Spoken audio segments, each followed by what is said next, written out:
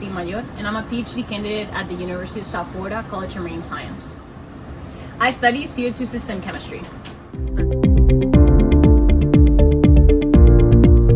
This is gonna be my second GOMECC cruise. I also sailed on GOMECC-4, and in both GOMECCs, I was the lead pH technician, meaning I measured pH and I also processed all the data. During the GOMECC-5 cruise, I'm gonna be measuring pH, and with this pH data set, we'll have 18 years of pH data for the entire Gulf region. The GOMECC data set is the first comprehensive Gulf-wide data set that includes all 4 CO2 system parameters. So it's really valuable for assessing ocean acidification in this region. And this would help us evaluate the long-term changes and trends in the Gulf area, which has never been done before.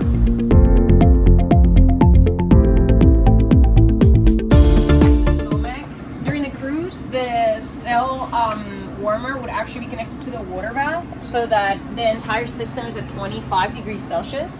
And that's why we would have our seawater samples. We'd keep them in here to allow them to come to temperature.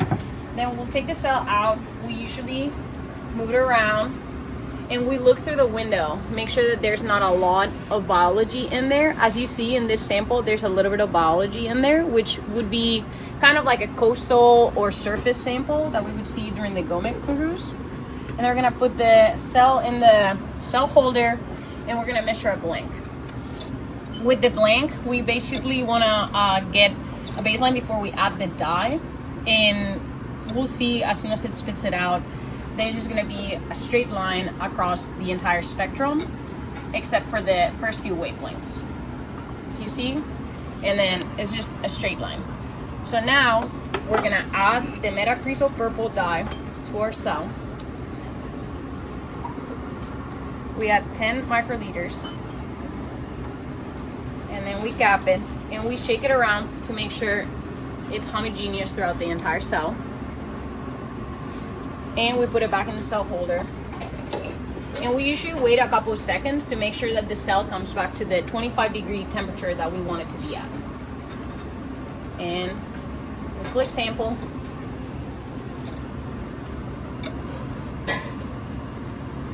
And here you'll see that the spectrum has changed. So there's a little bit at the 434 nanometer wavelength, and then there's another peak at the 778 nanometer wavelength. And then the 730 nanometer wavelength, that's like a baseline to tell us how different it is from that blank that we took. In this case, that one, it's a little high, and it's probably because I didn't wipe the window or maybe the way I positioned the cell.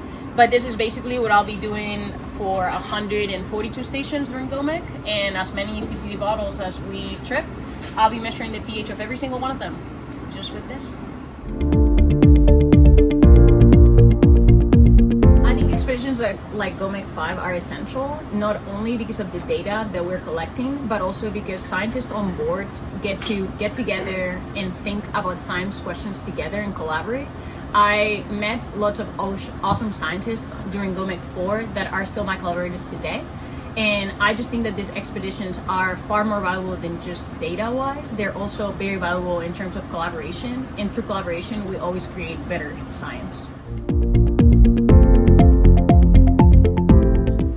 I think my biggest piece of advice is to reach out to others that are already doing that work.